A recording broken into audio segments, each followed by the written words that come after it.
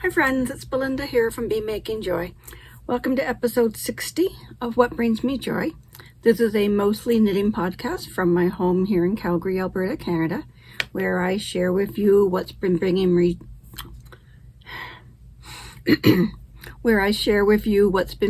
joy in this past couple of weeks since the last episode. Hopefully give you some inspiration and hold myself accountable for the things that I passed on. And sometimes you see sneak peeks of some of the things that I'm designing. I'm recording this episode on Sunday, August 31st of 2025. And I have 3 finished projects to share with you and some progress on a new WIP that I have cast on since I spoke to you last. So if you're new here, welcome. And if you're a returning viewer, I'm so glad to have you back. Before we jump into the finished knits, I'm going to give you a little bit of a life update. But if you're not here for that and want to just skip ahead to the knitting, you can follow the timestamps across the bottom. So for life update, all that's really happened in the past 2 weeks is we went to Winnipeg, a family trip to Winnipeg, a road trip. We drove from Calgary. My husband and I and our youngest daughter drove out from Calgary to Winnipeg, and our oldest 2 flew in and met us there just for the weekend. So Ilana and Dan and I left. We got on the road about Wednesday of last week, or the week before. Yeah, the week before. We got on the road Wednesday and stayed in Swift Current, Saskatchewan overnight Wednesday. Finished the drive to Winnipeg on Thursday. And I'm glad we left when we did, because the weather turned for worse after we passed through eastern Alberta. That's right. A supercell storm went through several hours after we went through. Thunder, hail, high winds, and it took down a power line in Brooks, Alberta, and closed the roadway until sometime Thursday morning. When I say it took down a power line, I'm not just talking about a power pole and a wire. I'm talking about those big structures, and I'll put a picture in here, the big structures of crisscross steel girders and multiple lines going across. So the road was shut down. It sounds like it was a very scary storm. Crops were ripped up. A couple of animals on a farm died. So I'm so glad we missed that. Thank you, Jehovah. And we got to Winnipeg. We stayed at the Inn on the Forks, which is a hotel downtown where the Red River and the Assiniboine River meet. Is it where they meet or where they fork? I don't know which way the water was flowing. But at the junction of the Assiniboine River and the Red River in Winnipeg. Beautiful spot, beautiful park, lovely place to walk around, nice hotel. And we had 4 days of catching up with a lot of Dan's family. His father's side arranged a barbecue with some of the family, over 100 people, and that was only some of the family. At the family compound, as my husband was calling it, his grandfather's old farmland was been subdivided among the children, and I think it's on this next generation now. So there's like 5 houses that all share the same backyard. And there's a clubhouse on the property because for a while there was a golf course running there. So it's a great place for a family hangout. So that was a lovely day. The day before that, we had a gathering with his mother's side of the family at the Manitoba Museum. One of the cousins works there and was able to arrange a lunchroom for us to gather in and tickets to go tour the museum. So we had a great time. Thank you all so much. If any of the families watching, it was so great to catch up with you. The museum, as I said, one of Dan's cousins works there and has done a lot to it since Dan was a kid, but Dan has fond memories of going there as a child, especially to see the big ship that's in the middle of the museum. The museum was built around it like years ago, like when he was a kid. Anyway, I'm inserting a clip about Mary Maxine, a mail order company that I've ordered a lot of yarn from over the years.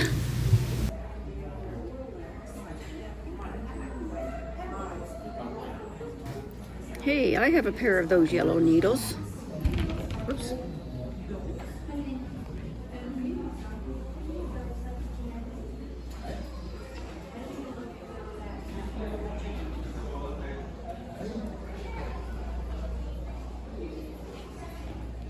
It was fun. It was neat to see how closely the cousins bonded, like my kids and their kids that hadn't seen each other, hadn't really spent any time together outside of weddings and funerals. So it was so nice to get together without one of those things holding over her head. So at the museum, she had 10 great big tables set up in the lunchroom with no, not 10, 3 great big tables with about 8 to 10 chairs around them. And all the little kids, the Alpha generation, were seated at one table. The Gen Zs and the Millennials gravitated to another table. And then the Gen X and the Baby Boomers were chatting on a third table. And I thought that was kind of funny how they gathered.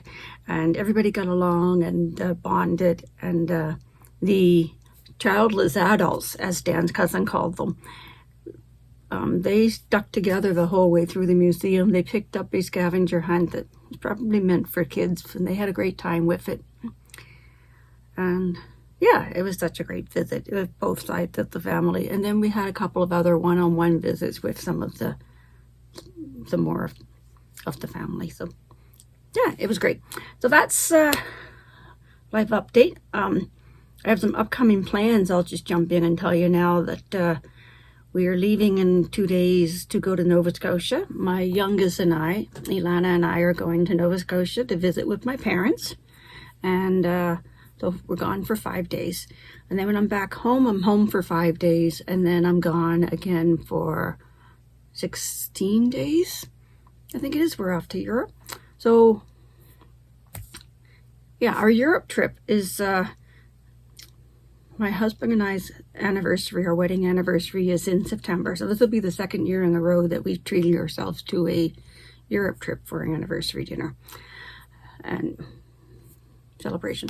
And anyway, what I'm trying to say is that because it's our anniversary, that's the highlight of our year, the one thing that we like to celebrate together. And I would like to share that with you by offering a discount on my Ravelry shop. We've been married for 26 years, so my discount is set up for 26%, automatically applied, running from September 1st to September 30th. No code needed. So thank you. Now, I also wanted to mention that when we go to Nova Scotia, Ilana and I are also planning to go to Woolstock East, which is a fiber festival gathering mostly of hand-dyed yarn, hand dyers. So yeah, looking forward to that. Anyway, that was rambly and might have to be edited. Let's jump into our knitting, what we're here for. My finished objects, I have 3 things that I finished. I'm putting in a picture here of where my project stood when I came back from Winnipeg, because I had to pause on all of them because either I forgot something I needed for them, or I didn't have a space and a measuring tape to lay them out and measure them and make sure that I'm ready to start the next step, or I didn't have a bright enough lighting to count my rows, for various reasons. So then the last few days I've spent catching up and finishing up those projects. So let's start with my banana socks. I actually did finish these the first day we arrived in Winnipeg. They were my car trip knitting on the way out. And then I bound off at one of the relatives' house. These are the banana socks, patterned by Premier Yarns. The yarn is Fruits Yarns. The pattern's actually called Fruits Socks too. It's the same pattern regardless of which fruit you get in the yarn color. Anyway, this is obviously the banana color from Premier Yarns. I made the size small for myself. I think the needles were 2.75 millimeters. Yes, a US 2. I think that's all there is to say about those. Now, my neck pillow, prototype number 2 is complete. I had to pause to measure, count rows, and whoops. I also held off on making the drawstring till I got home to do a video of how to make an I-cord drawstring. I'm also going to do a video of how to make a crochet chain drawstring, and those will come out on my tutorial playlist later. So a neck pillow, I'm going to enter it in the design contest with TKGA, the Knitting Guild Association. And so I need to figure out how to best photograph it to submit it. I hate things pulling on my hair. It's stuffable, so I have a full change of clothes in here right now. Underwear, socks, camisole bra, t-shirt, pants, and a sweater. Fits in here quite nicely. I'm going to take it with me on my travels to Nova Scotia. I'll photograph it on the airplane, but you won't see that in this video. Anyway, I held off on finishing the drawstring on the drive because I wanted to film a video, and I held off on finishing the length of the cast off side because I needed to measure it and make sure it was even. Now it's done. Like I said, it's an entry for this pillow talk contest, design contest, so I won't tell you any more details on it until November, after the contest closes and the winners are announced.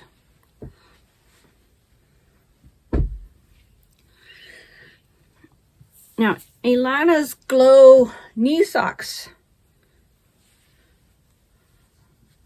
These were car trip knitting as well, until I reached the end of that skein of variegated yarn. I was ready to start the cuffs and didn't have the red for the cuffs with me. So this variegated yarn is a color of the month from Ancient Arts Yarns from March of this year, I believe. And the red is Peyton's Croy. I was working from both ends of the same ball of this color to make sure I could use the entire skein. These are my design, the Glow knee-high socks, available on Ravelry. And this will be the third pair of these that I have made. These are for Ilana, so I'm going to include a picture of her wearing them.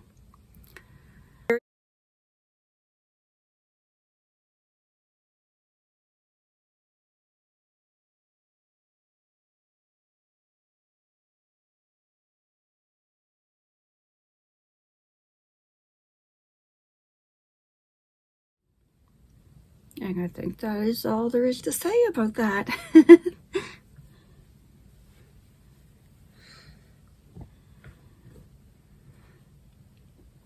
Now, works in progress. Since our last episode, I started a new project. I cast on a pair of socks for my middle daughter, Cassandra. She picked out this yarn off my shelf, and this happens to be from Ginger Snap That, a hand dyer here in Calgary. It's from one of her 12 days of Christmas countdown calendar from December of 2022. Her theme that year was rock and roll, and this colorway was called Californication by the Red Hot Chili Peppers. I'll put a picture of the album cover so you can see where she drew the inspiration from for these colors. So anyway, I had to stall on the drive home because I didn't have my measurements with me for my daughter's foot, and I was second guessing, have I gone far enough? Is it ready to start the gusset increases? I don't know. I have no way of figuring it out. I slowly kept going, knitting one round on one sock, one round on the other sock, continuing to try and figure it out. And I'm knitting them both from one from the inside and one from the outside of the skein, the same as I did Ilana's socks, so that I will use the entire sock. So now these are, I was going to do the heel, the same kind of heel that is in Nancy Wheeler's Frosé socks, so it's ready to start a gusset. But I had gone a whole inch further than I needed to go. But I have done some research looking for other heels. I found one in here that is similar with a gusset increase and then a heel turn and then a heel flap.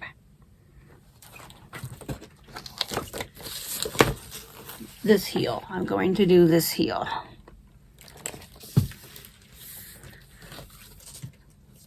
So that one required me to only do a couple more rows and then start the increases. So that's ready to go.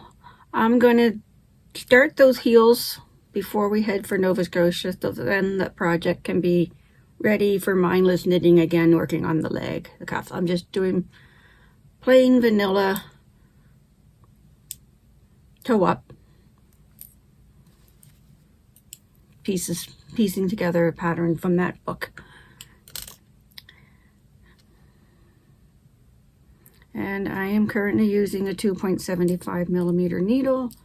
The toes, heels, and cuff will be in this blue yarn, which I don't know what yarn it is. It's from my leftovers box. Don't remember.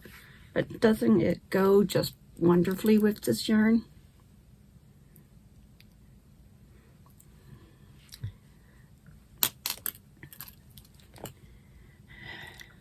All the supplies for the Ooey Gooey sweater, the pattern by Andrea Mowry, came with me to Winnipeg too, but I didn't get it started because it starts with a tubular cast on, which I need to look up how to do it. I've watched the video once, I need to look it up again. So it's not cast on yet. So let's update my WIP count in my notebook here. My count was 8 at the end of the last episode. I've since finished the banana socks, the neck pillow, and Ilana's knee-high socks. That would bring me down to 5, but I have since cast on those socks for Cassie, so that brings me up to 6 works in progress.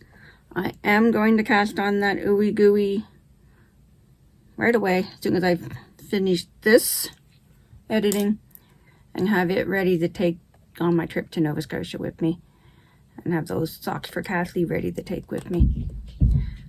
And that will bring me back up to 7. So I need to take the photos of the neck pillow, enter that into the TKGA design contest. I need to cast on the Ooey Gooey. I need to get the gusset heel flap, the heel done on those socks for Cassie, so that they're back in for mindless airplane knitting. So next week, Ilana and I are going to Nova Scotia to visit my parents. We're actually leaving in 2 days. So that's what I need to get my knitting organized for.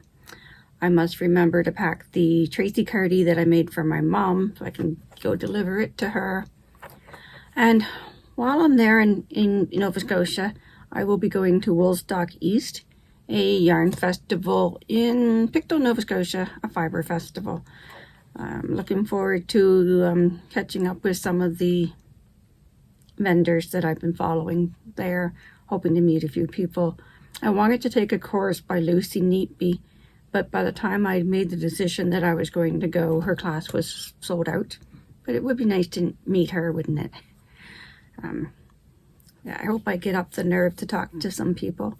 I'm generally a pretty shy person, as you can probably guess by the way I keep stumbling over my words. Anyway, I need to figure out what I'm looking for in my shopping in yarn there.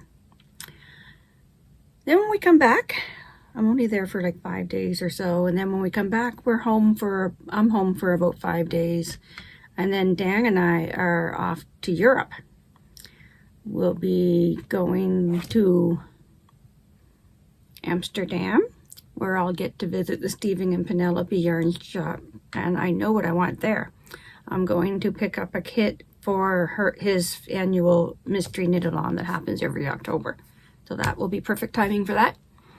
I just saw today that his theme for this year is musicale, and with a K-A-L at the end for knit-along. So that's the plan for that. And then we're going from Amsterdam to Berlin, where Dan's going to run the Berlin Marathon. And then we're going from there to Barcelona for a week. So I won't have an episode for you in September, but what I do have for you is a sale in my Ravelry shop. So check that out. And I think that's all there is to share with you. Like I said, there's no acquisitions. There will be lots of acquisitions in my next episode, which will be the first week of October. So thank you for watching. I hope I've inspired you to pick up your own craft, whatever it is that you like to do. Crochet, beading, knitting, woodworking, baking, anything that makes you happy. Go make some joy.